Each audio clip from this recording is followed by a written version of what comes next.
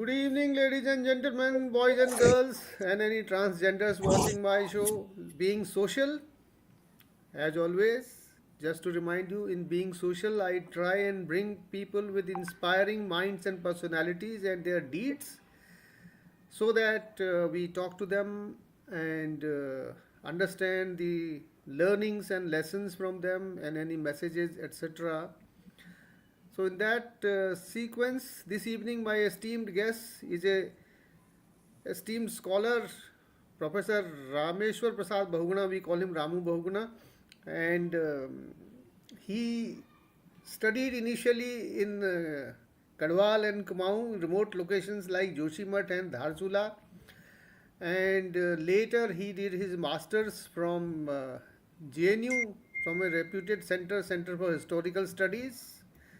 Perhaps he did his MPhil also, and for finally he did his completed his PhD from Delhi University. And a person of scholarly achievements. He has written books. One book is on comparative study of religions and something like that, and two on Rajasthan.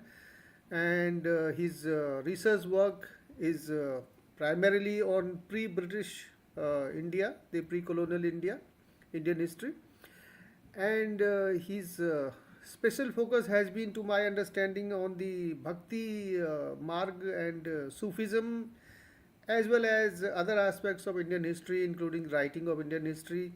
He has done a lot of work in development of curriculum for history and tourism. Tourism was the Department of Tourism he started in Jamia, Milia, Islamia University, a central university where he was teaching, and finally he retired from there as head of department of history and culture. And another credit to him is getting a little longer, but I must do that justice. Also, he was in lead of setting up the distance education in Jamia, which was very regular and enthusiastic system during the corona times. And the rest of it we hear from Mr. Bahuguna. Meanwhile, don't forget to subscribe to our channel and sharing it. And if you have any questions or comments, do write on the chat section. We will ask Professor Bahuguna about it. Ramu Bahuguna ji, your take. Please tell us first about your childhood education and later, and then then when you entered into teaching into academics. Your take. Namaskar, Panji. Thank you very much for inviting me to being social. Uh, you have already said uh, whatever I wanted to say about myself. There is nothing much that I have done or achieved. So I'm not very sure whether my story is or deeds are inspiring. But given my friendship with you, a long-standing friendship of almost more than 4 decades, I know you would say kind words about me. So, but being an Uttarakhandi like you, I know I have much to say. Uttarakhandis are usually very talkative and they talk too much about themselves, and I am also one of them.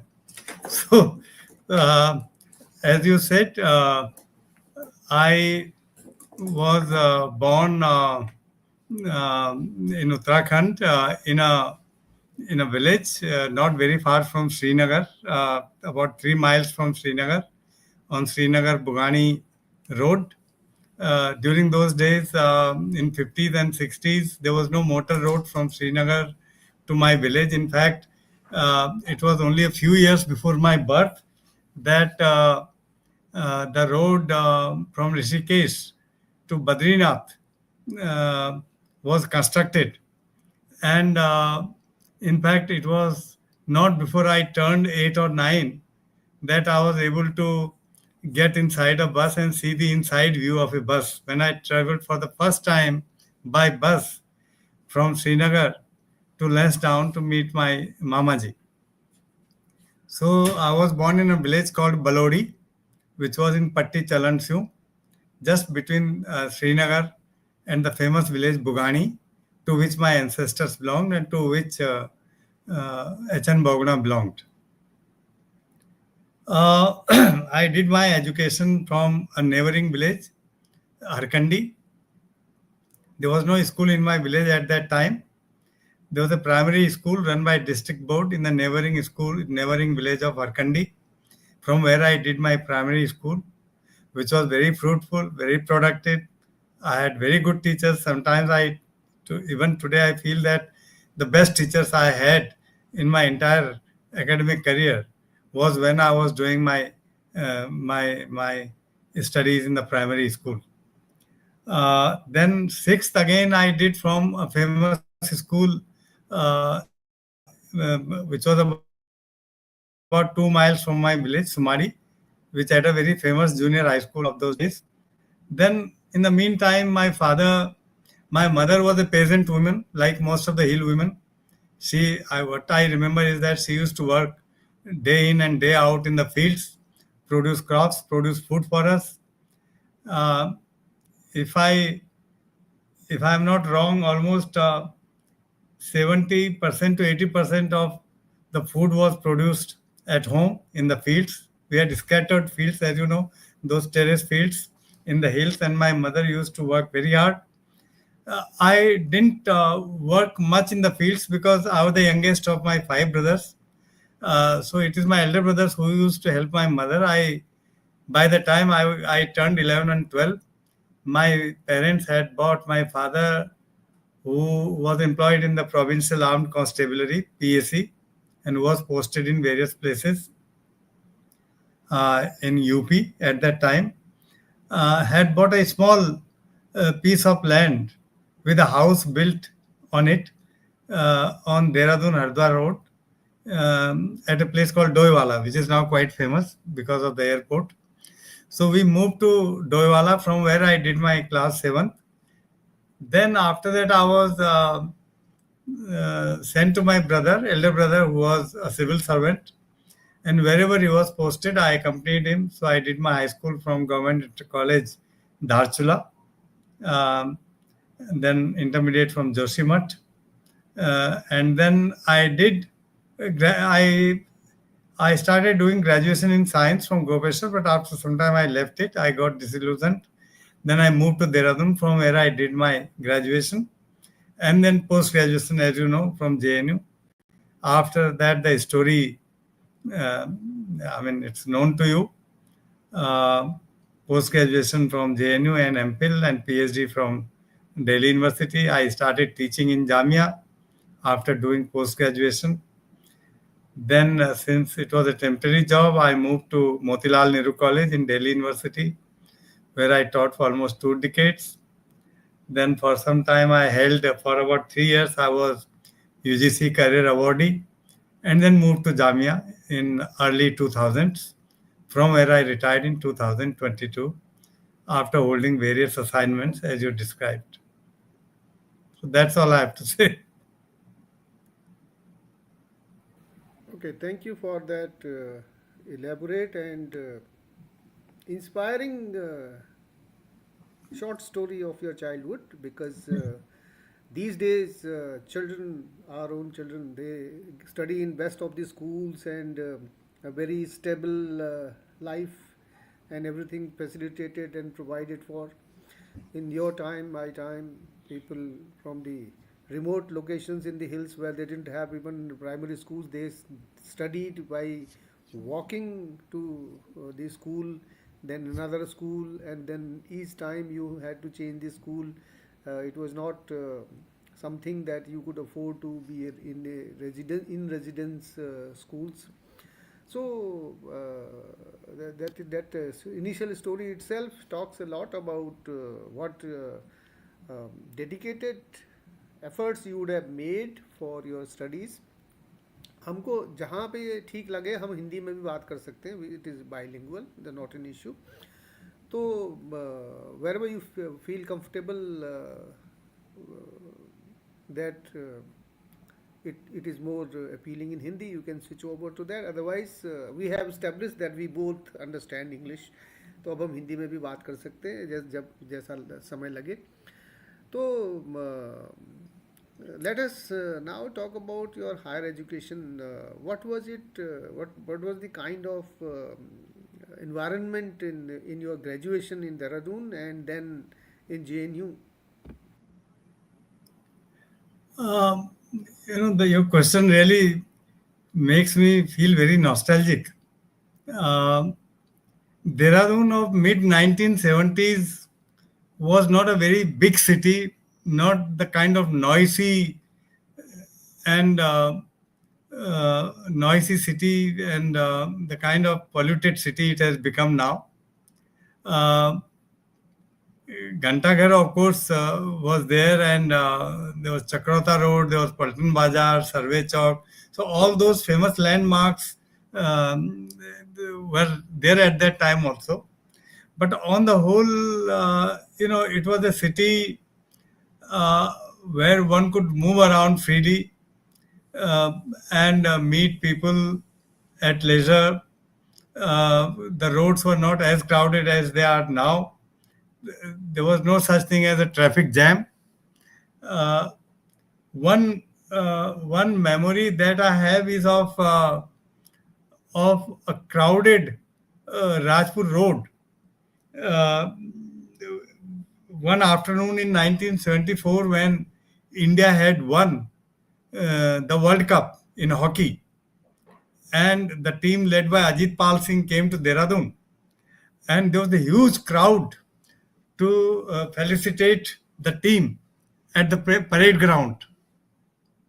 So it was very difficult to pass through the roads at that time. But that is one event that I remember. If you speak in terms of roadblocks and traffic jams, so that's the memory that I have. Otherwise, where you have the East Canal Road, one could easily walk along the East Canal, have a view of the canal, and walk along it. Now there is no East Canal because they have covered it with concrete. Uh, and it was a fun walking across the city, from railway station all the way to Devi College, beyond Survey Chalk. Devi College was uh, was in Karanpur, the other side of the city, and railway station to Karanpur is about 3 kilometers. Every day I walked that distance because I used to start from Doiwala in the morning, travel by train, take Masuri Express. We had the advantage of having MST, and then get down at Dehradun railway station and then walk it to our college in Karanpur. So uh, all around the city there were thick forests. Doala itself was virtually on the verge of a vast forest. On one side was the Shivalik range, on the other side was the Himalayan range, so Rajaji National Park. So I think what has happened in these last 4 or 5 decades is the decay of this forest cover. That is one serious negative development. Moreover, I think you know agriculture has also declined. Much land has come under residential. Most of the areas have become residential colonies. So obviously, it has affected agriculture. Particularly, as you know, Dehradun used to produce a very good quality of basmati rice, which is now entirely gone. Dehradun no longer produces this rice, although we still hear of Dehradun basmati rice. God only knows where it is produced. So my TV college was a very good college. I remember my teachers. I mean, sometimes people try to people who have been who have studied in JNU, uh, speak highly of JNU as if the educational institutions they went to earlier before joining JNU were not that good. But I must say that DAV College Dehradun uh, was a very good college during those days. There were some very good teachers, and that is how that is the time when I was doing my graduation. I developed an interest in history and economics, and that's the reason why I had applied for admission to both history and MA in history and MA in economics in JNU. I got admission in both, but I chose history. Thanks. On the academic side, on the my part of Uttarakhand, then UP, there was no consciousness of career or getting jobs kind of things, and generally the teachers were good, but the students were not much interested in studies. And when I came to JNU, I got a positive cultural shock that everybody is studying, the library is available, bus is going, and the seminars going on. After dinner in the mess, you had debates and discussions and all kinds of academic activities, seminars, one seminar to other. So always busy. Even if there was some, and I remember the oft repeated slogan, study and struggle together. You cannot be aloof from society. Those were the days. Now, of course, we will talk about it a little later, the present situation in JNU. And those days, there were everything was academic, both from the teaching community as well as from the students. So everybody was focusing on studies, and mature students used to come. There were exceptions in the young ones coming in the to study languages after the school, but generally the kind of atmosphere was totally different than what we experienced elsewhere. And well, yes, there was highly so-called politicized university, but you know and I know that there was on the campus issues only there were either left or there were free thinkers. There was no other one, no NSUI, no ABBP, no anything else, or either left or and of course these Russian center people had a small interesting name for their outfit. They used to call it TTI, time tested individuals. So that difference I thought let me bring out for you. So what was your research on in the MPhil as well as in PhD? Yeah, before I come to my research, I would just try to respond to what you said about JNU's academic atmosphere and about the nature of students' politics there. I would again say that it is absolutely correct to say that JNU was a place that was fundamentally different from other educational institutions, and it has been different all these decades. It is only in recent years that its character has drastically changed. Although the JNU of the old has not entirely disappeared, I would say, at least in terms of students' politics. But let me take back you to Davy College of mid 70s again. There was a vibrant students' politics there as well. Much of the politics was based on regional and caste lines, but still there was a very powerful socialist group in DAB College, and I knew some of the Samajwadi Yuvajan Sabha leaders at that time, like Alok Upadhyay. I still remember the name. Was arrested during emergency by the police in front of the students in the college. So that really, you know, that was that incident, which I still remember, was uh, was a learning experience for me because till that time I was in my school days in Dharchula, in Joshimath. We were under some kind of influence of the Rashtriya Swayamsevak Sangh. But during emergency, we realized that there are other forms of politics. There are other ideologies, and those ideologies are much more inclusive. So when I joined JNU, I was still with Samajwadi Yujan Sabha, which had a very very strong presence in JNU.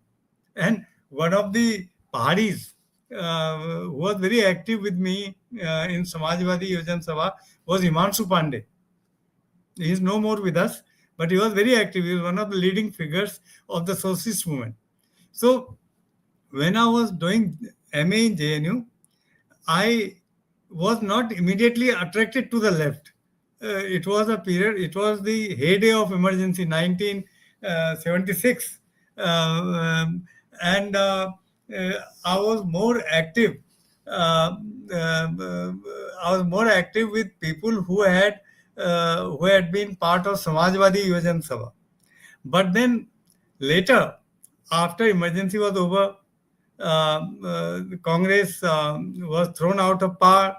Janata Party government came to power, and there was a massive movement in JNU. Very, very, very massive movement in JNU in 1977 to remove the guilty of the emergency, to remove those people, including the vice chancellor, who had played a dominant role in victimizing the students and in getting some of our student leaders arrested during emergency, including Parveen Purkayast. So in then I it was during that agitation, during that long struggle of 3 months, when the students also ran the library, ran the messes, that I came close to the SFI, and then gradually I became a member of the SFI. And when you joined JNU, I was an elected member of JNU, the Students' Council from the School of Social Sciences. As you know, in 1978-79, I was an SFI counselor. I gradually also came to know the limitations of socialist politics. That is evident to you and me even today, where there are leaders who call themselves socialists, and they are part of the government. So that really pains us a lot, because Indian socialist movement has really disintegrated over the years. So you're So talking about your I research. Yeah, so yeah, coming to research, because why I was saying all these things is because research JNU में जो research थी, आप जानते ही हैं, research और politics को एक दूसरे से अलग करना बहुत मुश्किल था, क्योंकि पॉलिटिक्स भी रिसर्च पर ही बेस्ड थी, और वहाँ के तो जो इलेक्शन कैंपेन्स थे, आप जानते थे, लोग बहुत पढ़ लिख करके जाते थे, मीटिंग्स में स्पीचेस देते थे, क्वेश्चंस पूछते थे. उन दिनों लाइब्रेरी में मार्क्स और टॉट्सकी और लेनिन के वॉल्यूम्स मिलने मुश्किल हो जाते थे, और रात को फिर सब स्टूडेंट्स अपनी अपनी अंडरस्टैंडिंग लेके मीटिंग्स में पहुंचते थे.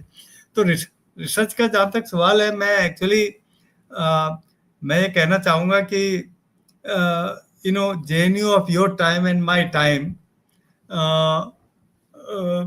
was it fostered a kind of Marxism which in a way encouraged students to take up themes related to economic history or agrarian history or history of trade and commerce or history of class relations. Hardly any research was done on culture. You know it very well. Even when I was doing my post-graduation, there was hardly any course on art or culture. So when my Professor Mukhya was my supervisor for my MPhil, and I expressed my desire to work on cultural history. So from the very beginning, I was very clear that I would be working on religion and on devotional movements.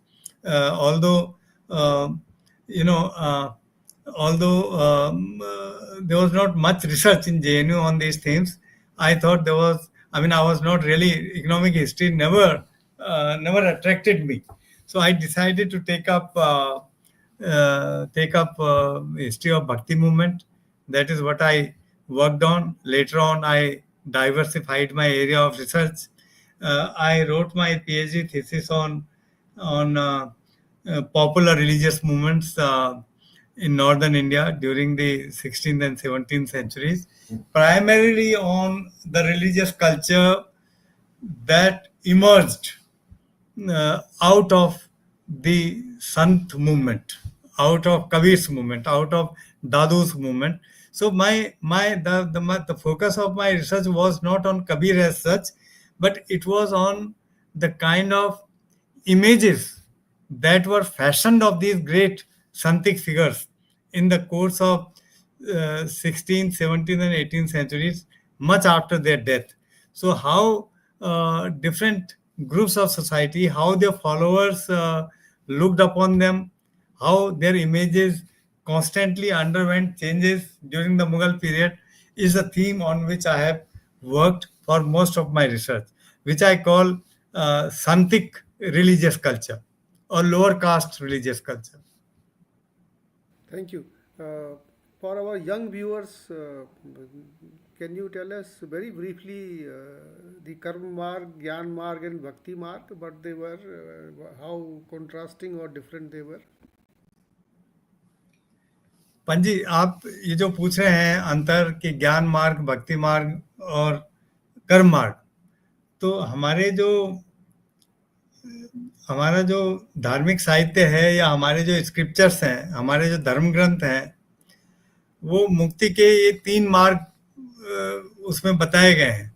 कर्म मार्ग, the way of rituals, कर्म कांड जिसको हम बोलते हैं, और ज्ञान मार्ग जो जिसमें अद्वैतवाद भी है, जिसमें शंकराचार्य का जो मार्ग है, जिसमें कहा जाता है कि आत्मा और परमात्मा एक ही है. उनको समझने के लिए आपको तपस्या करनी पड़ेगी, मेडिटेशन करना पड़ेगा, कंटेम्पलेशन करना पड़ेगा, नॉलेज, ज्ञान की आवश्यकता होती है. और तीसरा जो आम जनता का रास्ता है, जो जो स्त्रियों का रास्ता है, जो क्योंकि ये दोनों मार्ग तो ब्राह्मणों के लिए और समाज के जो इलीट्स हैं उनके लिए है.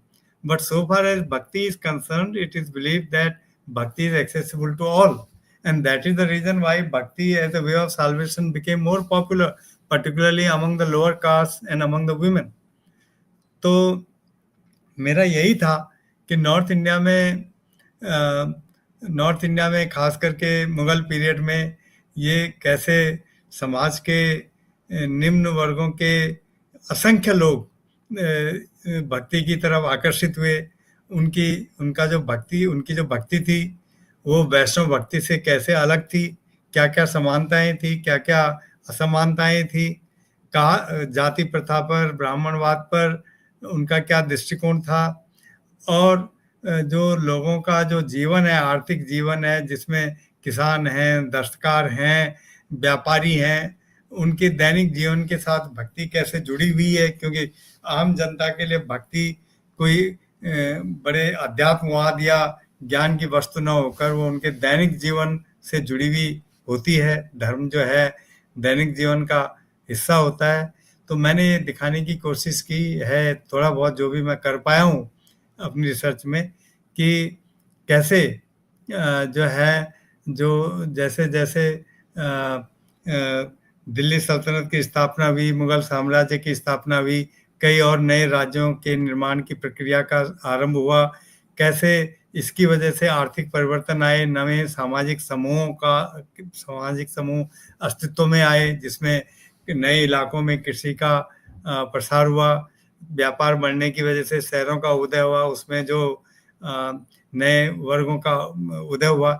ये सब इनकी धार्मिक आवश्यकताएं कैसे पूरी हुई, इनका धर्म की ओर क्या नजरिया था, क्या दृष्टिकोण था, और क्यों ये लोग संत आंदोलन की तरफ या वैष्णव भक्ति की ओर इनका रुझान हुआ.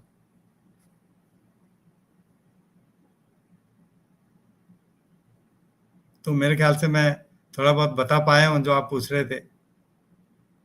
जी जी, आपकी रिसर्च और राइटिंग्स में मैंने ये भी देखा कि आपने इस पर भी लिखा है कि how the fusion of cultures took place during the medieval period, and within the conflicting religions the religious tolerance evolved. जी। तो उसके बारे में कुछ बताएंगे?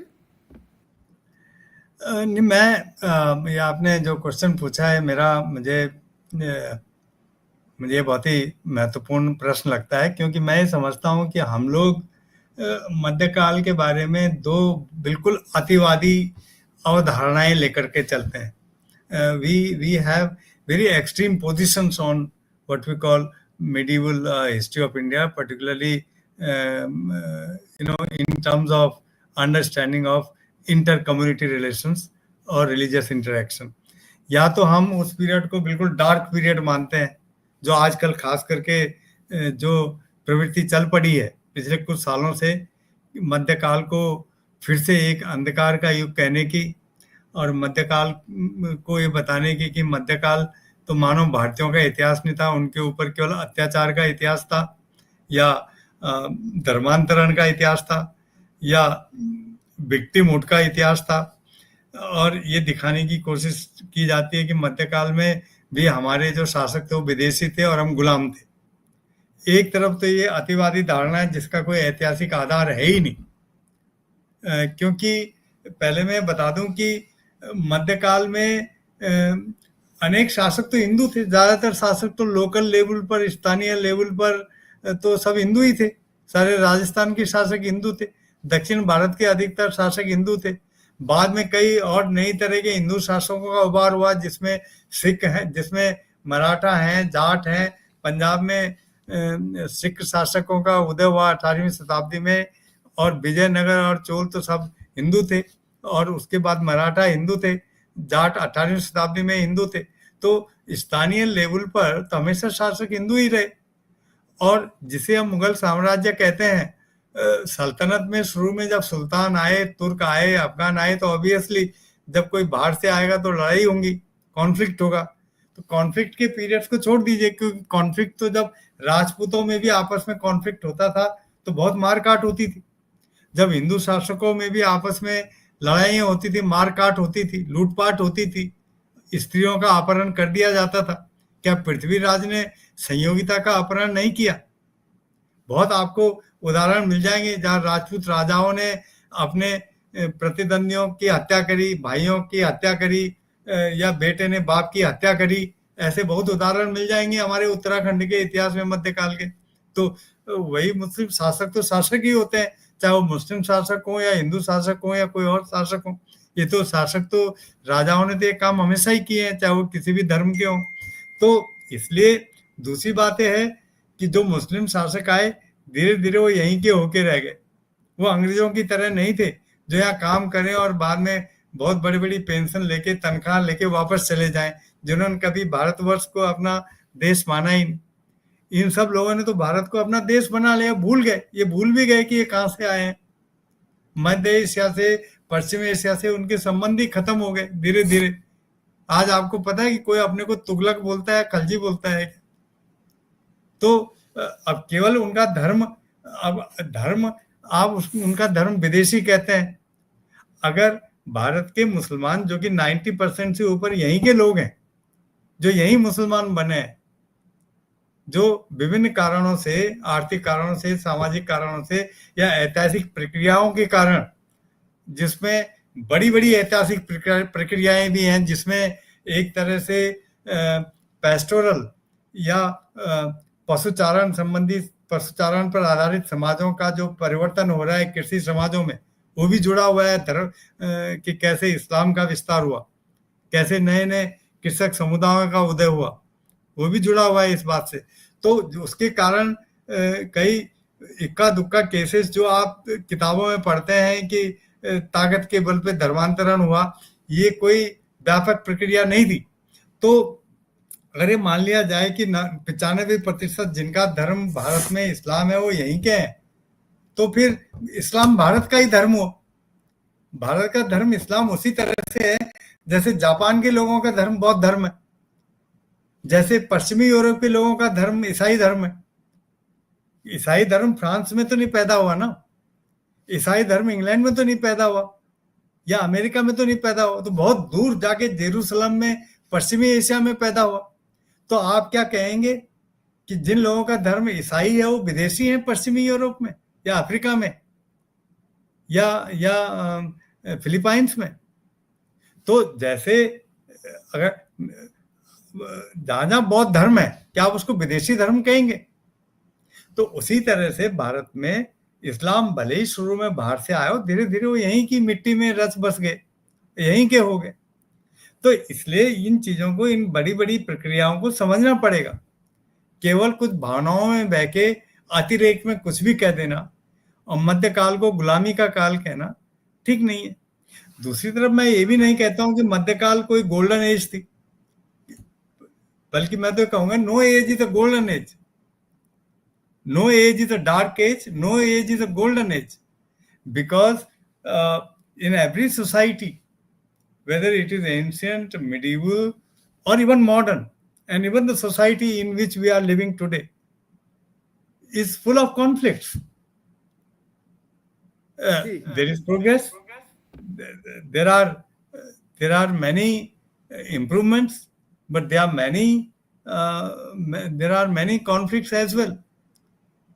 आज भी हम देख रहे हैं, आप देख ही रहे हैं, अभी भी दुनिया जो है कई बार ऐसे लगता है कि एक आणविक युद्ध की मोड़ पर है। तो मैं समझता हूं कि हर युग को पढ़ने की, समझने की कोशिश होनी चाहिए। ऊपर से उसको अंध युग कहना या स्वर्ण युग कहना, ये स्वर्ण युग और अंध युग उन लोगों के दिमाग में है जो इस तरह के अवधारणाओं की उत्पत्ति करते हैं, न कि उन समाजों में जिनके बारे में वो ये बातें कर रहे हैं। तो जी तो अगर कभी स्वर्ण युग आएगा तो भविष्य में आएगा, जिसको हम और आप राम राज्य भी कहते हैं। जी दो चीज़ें कहना चाहूँगा आपके लिए भी और दर्शकों के लिए भी। हिस्ट्री में दो चीज़ें बड़ी इंपॉर्टेंट होती है। एक, टाइम पर्सपेक्टिव। आप हिस्ट्री को आज के लेंस से नहीं देख सकते। उस समय का सोशल कॉन्फ्लिक्ट, उस समय के रिलीजियस परंपराएं, मान्यताएं, स्ट्रगल्स, कॉम्पिटिशंस और एम्पायर बिल्डिंग, वो उसके हिसाब से उसको हमें देखना पड़ता है। Number one. नंबर टू, जो कि आप जानते ही, बिल्कुल, हमें मैं आपसे पूर्ण रूप से सहमत। सबसे पहले हमारा यही कहा जाता है कि there are no ifs and buts in history. No if, no but. जो हो गया वो हो गया, बाकी सब ये री इंटरप्रिटेशन की बातें हैं अपनी अपनी समझ के हिसाब से। तो वो, लेकिन जो हम अभी चर्चा कर रहे थे प्रोफेसर बहुगुणा से, मेडिवल पीरियड में जितना फ्यूजन हुआ कल्चर का, जितना टॉलरेंस डेवलप हुआ, not just amongst Hindus and Islamic religion people, but also थोड़े बहुत जो क्रिश्चियनिटी का भी हो गया था, और बाकी के भी जो रिलीजन्स हैं, तो उन्होंने एक दूसरे से सीखा, चाहे वो यहाँ के हों या यहाँ रहते हों या ना रहते हों। तो रिलीजियस टॉलरेंस अपने आप में एक बेंचमार्क सा बना।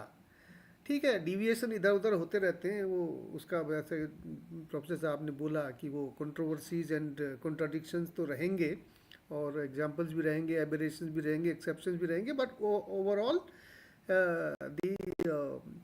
in this society, the self healing also comes into picture, where चाहे वो आर्किटेक्चर हो, चाहे वो कल्चर हो, चाहे वो कस्टमरी सेलिब्रेशंस हो, एक दूसरे से सीखे लोग वो हुआ। कई लोग तो, जैसा कि उन्होंने बताया, 95%, मेरे ख्याल से 95% से भी ऊपर हो गया होगा अब, वो यहीं के लोग धर्मांतरण किए होंगे। कोई बाहर से तो आए नहीं। बाहर से तो जो आए वो तो बड़े एलिट किस्म के लोग आए, या तो शासन कर गए, या एक मार मार के, एक दूसरे को मार मुर के आखिर में जन्नत नशी हो गए, या जहाँ भी हुए। तो बचे वही लोग जो यहीं के लोग, इधर से उधर एक बर्तन से दूसरे बर्तन में सामान रखा जो वो यहीं का था। तो खैर, एनीवेज, आपका एक किताब है, मेरे ख्याल से वो एडिटेड है, रीडिस्कवरिंग रिलीजन, यही है शायद, उसके बारे में कुछ नहीं, बताइएगा। ये तीन किताबें एडिट की हैं, उनके अलग अलग टाइटल्स हैं। एक्चुअली ये किताबें हमने एक किताब नेगोशिएटिंग रिलीजन है, जो हमने एक्चुअली उन्हीं 2012 में जब मैं जामिया में था, तो हमने कॉन्फ्रेंस करी थी। और उस कॉन्फ्रेंस में हम लोग जो डिपार्टमेंट में पढ़ा रहे थे, 3 टीचर्स हमने फिर उस प्रोसीडिंग्स को एडिट किया। और अगर मुझे ठीक से याद है तो वो किताब हमने मेरे ख्याल से हमने उस किताब को मनोहर से, एक मनोहर पब्लिशर से छपवाया था, नेगोशिएटिंग रिलीजन। उसके बाद फिर वो जो उसमें ज़्यादातर एंशिएंट, मिडिवल, मॉडर्न तीनों के आर्टिकल्स हैं, क्योंकि उस सेमिनार में जो पेपर्स प्रेजेंट किए गए थे वो किसी पर्टिकुलर पीरियड पे नहीं थे। तो उसमें मेरा अपना जो कंट्रीब्यूशन था उसमें था कि मैंने वो इंट्रोडक्शन लिखा था, और साथ में एक मेरा भी उसमें पेपर था जिसमें बिल्कुल नई थीम थी कि संतों और सूफियों की, जो अभी आप बोल रहे थे कि संतों और सूफियों के बीच में जो इंटरैक्शन है उसके नेचर को कैसे समझा जाए। यूजुअली जैसे आप कह रहे हैं ना कि हम जो मिडिवल पीरियड में आइडेंटिटीज ऐसे नहीं थी जैसे हम सोचते हैं कि वो अलग है और ये आजकल की तरह। मिडिवल पीरियड में बहुत ज़्यादा कॉम्प्लेक्सिटी थी, इंटरैक्शन थी, हाइब्रिडिटी थी, और जैसे आपने कहा कि बहुत ज़्यादा मिक्सचर भी था, इस तरह का कि सिंथेसिस था जिसको आप बता रहे थे अभी। तो मैंने एक कोशिश करी समझने की कि भाई संतों और सूफियों में अगर इंटरैक्शन थी तो वो इंटरैक्शन कैसी थी और समय के साथ साथ उसमें कैसे चेंज होता गया। तो यूजुअली क्या होता है पंत जी कि लोग या तो जिनको फारसी आती है वो सूफिज्म पे काम करते हैं, और जिन्होंने मिडिवल हिंदी के चाहे वो ब्रज भाषा में हो, अवधी में हो, मिडिवल जो भक्ति लिटरेचर है जो ज़्यादातर हिंदी में है, किसी न किसी हिंदी की उपबोली में, वो लोग भक्ति आंदोलन पे काम करते हैं। तो एक तरह का डिवीजन ऑफ लेबर हो गया है हिस्टोरियंस में कि फारसी जानने वाले ज़्यादातर मुसलमान होंगे, इसलिए वो सूफिज्म पे काम करेंगे। मिडिवल हिंदी, ब्रज, अवधी जानने वाले हिंदू होंगे, वो भक्ति मूवमेंट पे काम करेंगे। मैंने इस ट्रेंड को तोड़ दिया और मैंने ये कोशिश करी कि भक्ति और सूफिज्म को एक साथ पढ़ा जाए, एंड उनके बीच में जो गिव एंड टेक है, जो इंटरेक्शन है, जो उनके बीच में जो आदान प्रदान है, उसके नेचर को ठीक से समझा जाए।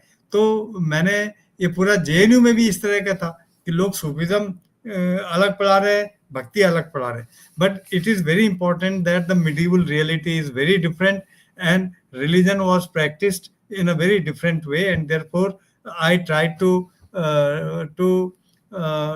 focus on those documents and those literary texts which dealt with how sants and the Sufis, the bhakti figures and the Sufi saints interacted with each other. तो वो अपने आप में इम्पोर्टेंट है। और मेरे ख्याल से जैसे मैं आपको एक उदाहरण दे दूं, नाथपंथी है। अब नाथपंथी हमारे उत्तराखंड तक में आपको कई नाथपंथी इस्टेब्लिशमेंट्स मिल जाएंगे, जिन नाथपंथी इस्टेब्लिशमेंट्स में इस्लामिक इन्फ्लुएंस आप देखा जा सकता है। और उसके अलावा भी हमारे यहाँ पूरे उत्तराखंड में आपको लोग मानते नहीं इस बात को, लेकिन हमारी बोलचाल में, हमारी भाषा में, हमारी जो दैनिक जीवन है, हमारे यहाँ कई लोगों के जो नाम है, उसमें अरबी फारसी का बहुत असर है। कैसे गया ये असर हम लोग रियलाइज नहीं करते हैं इस बात। लेकिन आपको हमारे तो एक राजा का नाम ही फतेहपति शाह था गढ़वाल में। अब फतेहपति शाह नाम है तो फतेह तो फारसी का शब्द है, खुद शाह वर्ड फारसी का है। अगर ये राजा अपने को शाह बोलते तो शाह तो फारसी का शब्द है। तो यहाँ मैं आपको वो डीडी कोसाम्बी का उदाहरण दूंगा, जिन्होंने एक बार जब 1950s में, आपको पता है कि वो history and culture of Indian people series books I Bharatiya Vidya Bhavan वाली, आपने भी देखी होंगी, वो मोटी मोटी किताबें भारतीय विद्या भवन ने प्रकाशित करी। उसमें एक वॉल्यूम जो है वो दिल्ली सल्तनत पर था, जिसको आरसी मजूमदार ने और के एम मुंशी ने एडिट किया। के एम मुंशी जनरल एडिटर थे, आरसी मजूमदार उसके एडिटर थे। तो उन्होंने उस किताब में लिखा था अपने इंट्रोडक्टरी रिमार्क्स में कि भारत पर इस्लाम का जो भी प्रभाव पड़ा वो नकारात्मक था, सकारात्मक तो कुछ पड़ा ही नहीं। जो कुछ भी उन्होंने मंदिर तोड़े, उन्होंने ये किया वो किया। बाद में डीडी कोसाम्बे ने उस किताब को रिव्यू किया और लिखा कि कम से कम इन दो सज्जनों को तो बात नहीं करनी चाहिए जिनके नाम ही मुंशी और मजूमदार है, जो कि फारसी नाम। तो इसलिए आज भी आप देख लीजिए, हमारे यहाँ ऐसे मंत्री मिल जाएंगे जिनके सरनेम शाह है। जी, हमें तो हमारे ये यहाँ तो उत्तराखंड में तो एक कम्युनिटी शाह लोगों की है, उनको वो हाँ, वो तो एक्चुअली वो ऐसे एच लिखते हैं, एस एच एच नहीं लिखते हैं, अच्छा, वो वो कोई ऐसे एच मतलब लिखते हैं। संज्ञावाची है, कोई एस एच एच भी हाँ लिख लेते हैं, मैंने देखा। हाँ, लेकिन वो खैर, बाद में वो ये ज्यादातर। हाँ। आपकी जो बाकी दो किताबें राजस्थान पर हैं, वो भी क्या भक्ति मूवमेंट पर है नहीं, या उनकी उनका कुछ और है मैं वो? उनकी एक हिस्ट्री है एक्चुअली पंजी, आपने मैंने उन दो के बारे में मैं ज्यादा बात नहीं कर रहा था, क्योंकि आपको पता है जेएनयू में हमारे एक टीचर थे जिनके मैं काफी क्लोज था। वो मेरे सुपरवाइजर तो नहीं थे, लेकिन उनसे हमने राजस्थान पर बहुत कुछ सीखा। प्रोफेसर दिलबाग सिंह, आप जानते ही थे। तो जब दिलबाग साहब रिटायर हुए तो उनके उनके उनके सम्मान में हमने एक वॉल्यूम निकाला। तो ये दूसरी किताब, एक किताब राजस्थान पे हमने लोगों से कहा कि भाई वो उनके लिए आर्टिकल्स लिखें, तो इट्स अ फेलिसिटेशन वॉल्यूम।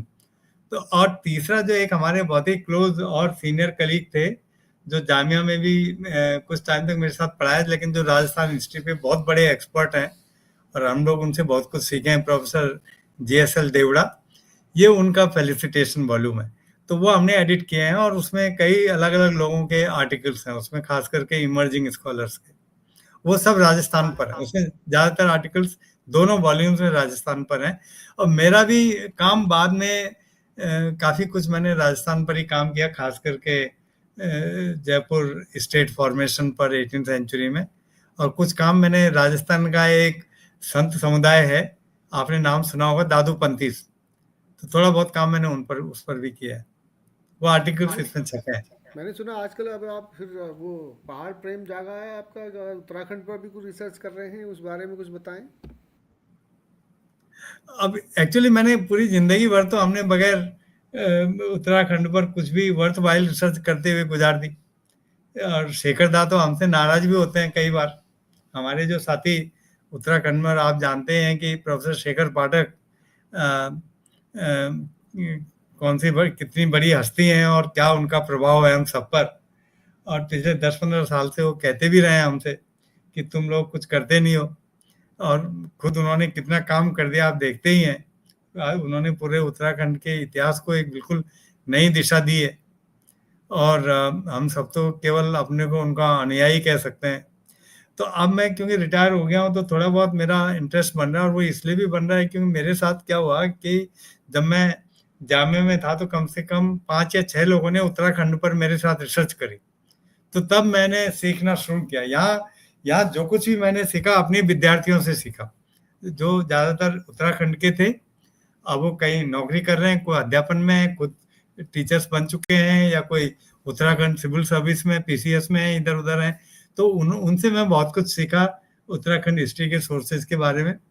फिर इस बीच पिछले 10 साल से हम शेखर दा के साथ, और हमारे मित्र हैं बहुत ही close, professor Girija Pande Uttarakhand open university में, और भी कई लोग हैं जिनसे हम सीखे हैं।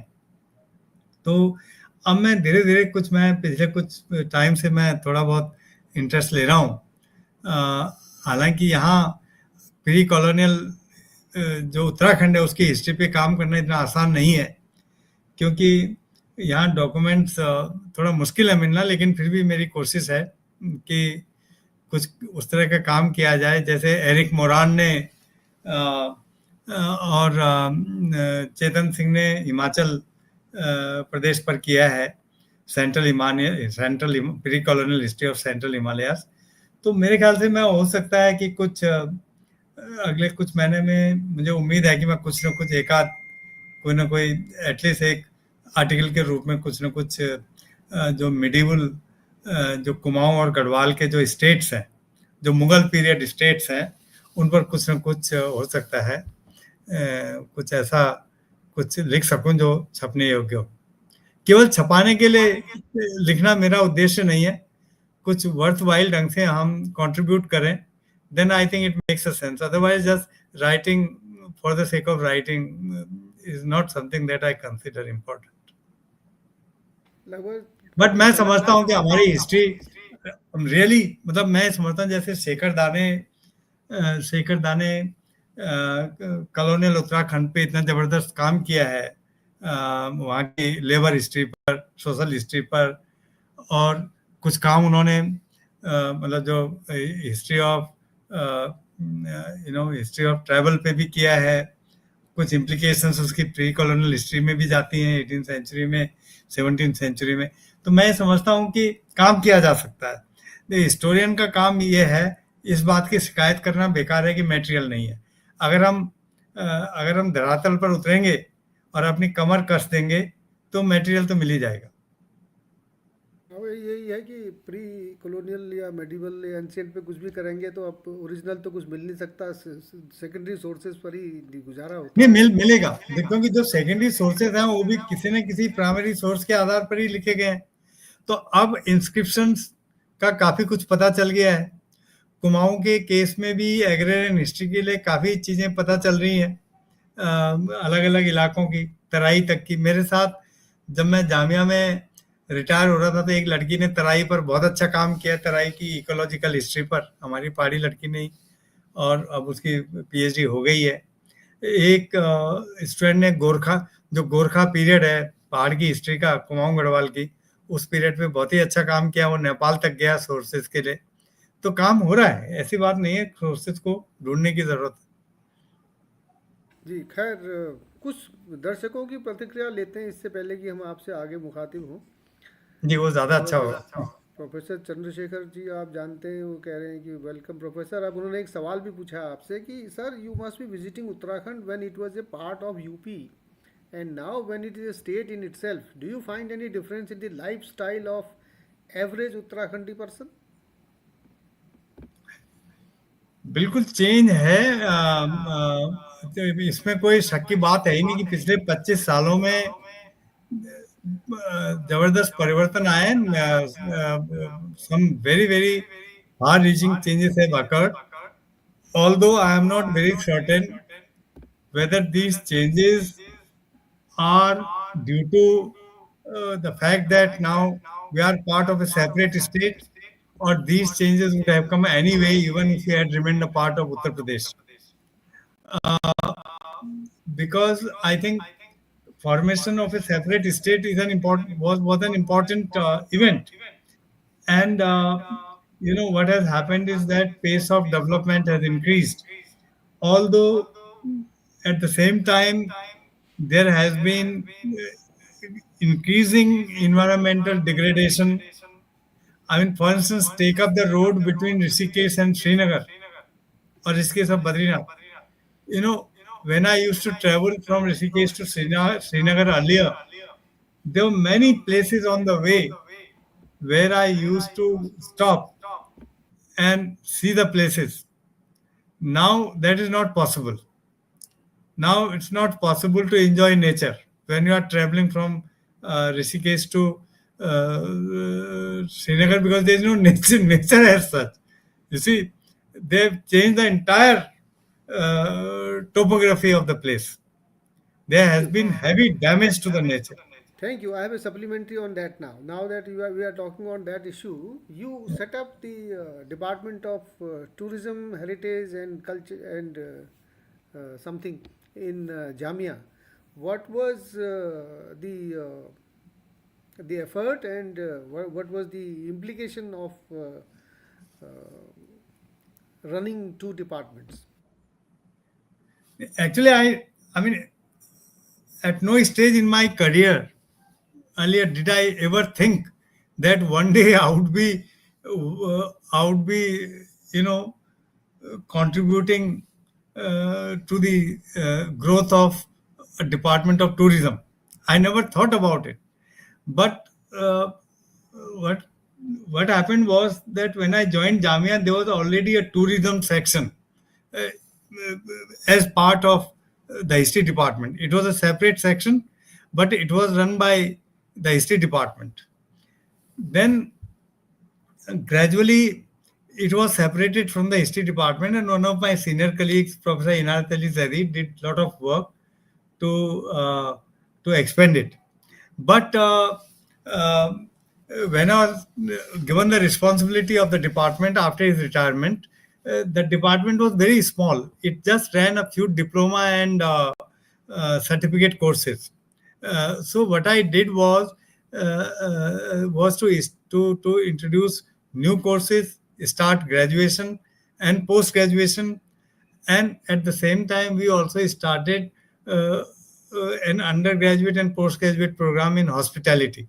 So and then within 2 years we also introduced PhD. And today I am no longer I mean, I have retired now, and I was head of that department only for 2 years, because later on I became head of the history department, so I gave it up. I gave up the responsibility of the tourism department. But during that period, I was able to interact with large number of experts in tourism and hospitality, and I received a lot of help from the vice chancellor and the then registrar, and also from the UGC.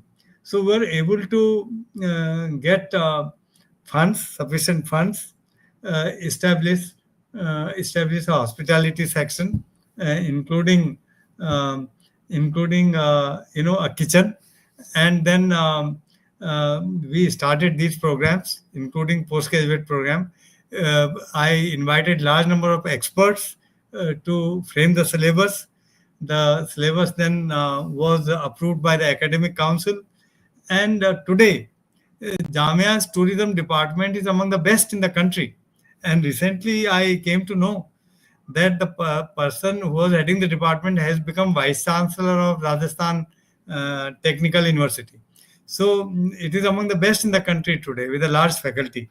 So I'm very happy that I was able to do something for the growth of that department. Thank you, thank you. The excellence works everywhere, as they say. So, another area you were the pioneer in Jamia was setting up the distance education. Briefly, quickly, जरा उसके बारे में कुछ बताएंगे? जी, जी। नहीं, मैं फिर आपसे माफ़ी माँगूँगा। एक्चुअली मैंने उसको सेटअप नहीं किया। सेटअप तो पहले से हो चुका था वो। बहुत हमारा जो जामिया का जो सेंटर फॉर डिस्टेंस एजुकेशन था, वो बहुत पुराना था। मेरे से पहले भी वो ऑलमोस्ट 15 साल तक वो चल रहा था। लेकिन अनफॉर्चुनेटली क्या हुआ कि वो in 2018 when I was asked to take over as director, the center was in a very very bad condition. It was in a crisis. It was in a deep crisis because its degrees had been discontinued by the University Grants Commission, and the University Grants Commission was no longer permitting it to start any course. So virtually the entire center came to a standstill in 2018, and they de-recognized the degrees of the last 2 years, that is 2016, 17, and 17, 18. So vice chancellor asked me to do something about it. So first thing I did was to study the situation in the center. We went through UGC rules. In the meantime, UGC had come out with new regulations for distance education in the entire country. I went through them. Then we set up a committee to study them in great details. Then we reformed our system. Then we approached the UGC. After many meetings, after many visits by UGC teams and review meetings, UGC again recognized us. So a major crisis was averted. And then, you know, we had another important we had another important dimension. We started many programs for the armed services personnel. So these degrees, I mean, the large number of officers and jawans from the Indian Army, from the Indian Air Force, and from the Indian Navy, and also from the Coast Guard studied in Jamia, making use of the distance education system, and they got degrees. So again, it was not I who started it, but this system had been introduced earlier. But it was during my period as director that we were able to put it on a very firm footing. So the result was that that during the period between 2018 and 2022, the many new departments that were set up, and today the distance education system in Jamia runs both in ODL form, open and distance learning form, and also in online form. And online form, in online mode, uh, we we started the online mode in when the UGC again came out with the with online mode in 2020 because of the COVID epidemic. So now there are two distinct modes in which distance education is being imparted: ODL form, open and distance learning, and then the online mode. So it has grown, and I am very happy that large number of people, particularly from the marginal sections of society, particularly from among women, and particularly from people who belong to distant parts of the country, they are doing wonderful job, and the education is being imparted to them, contributing to an increase in the general enrollment ratio in higher education in the country. Thank you. Thank you for that, and kudos to your efforts. Now, this time it is like a, it is just, I'll ask you four small questions. They are objective type questions, so no interpretation, one word or whatever. So first one is your recommendations to young people, civil service or academics. Well, I am an academic, so I would say academics. This the but next one. but anyway, my choice would not matter. No, it's Uh, okay. but Next one, but next one, uh, next one is no interpret details. Next one is it's important one. Real villains of Maharana Pratap were Man Singh, Todarmal, Tansen, Birbal, etc. Not the Akbar. Man Singh, Okay. because the So fight was basically between Kachwas and Sisodias. no, so okay, okay, okay. I'm not asking, so looking for But details. I said Man Yeah. Singh. Okay. Better way is, in your opinion, add on to history or rewrite with new interpretations. New interpretation. Well, that brings in brass. Anyways, your take. Fourth and final one, academically greatest in your view, JNU, Delhi University, or Jamia? Of course, JNU. Thank you. Now the final question. Not it's not a question, and your message to the young people, the students and youth and general population in the country. Your message. Panji, I think, I mean, the at this stage in my life when I have retired from service, uh, and given the state of our country, I can only say that students uh, must reject preconceived ideas. They must question what they receive from tradition, from the elders, from society, from the books. They must ask questions. They must be inquisitive. They must develop scientific temper. They must believe in rationality. They must shun obscurantism and superstition. Believing in religion is okay. There is no problem. Uh, but I think dividing people on the basis of religion is simply uh, should not be allowed. Is to the young people must uh, discourage any attempt to uh, divide society on the basis of religion, caste, region, language, or gender. So I think it's very important for young people to think rationally, to think scientifically, and also not to accept whatever comes their way without giving it a deep thought and without reasoning it out. Thank you. That's very well said. Moreover, And they must make a clear distinction between fact and fiction, between truth and post-truth. thank you for that's very important message because ultimately we all live here together, so we must live in harmony and don't get misled by individual opinions or bias. If you agree, then I mean, it's your take, but yeah, rationally, as he said.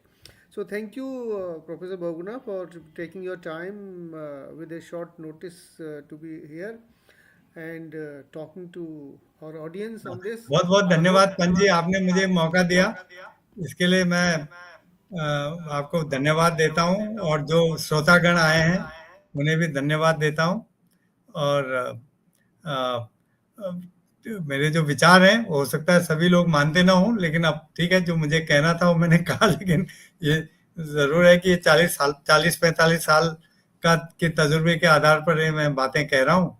तो हो सकता है कि कुछ लोग स्वीकार करें, कुछ न करें, तो ये तो होता ही है।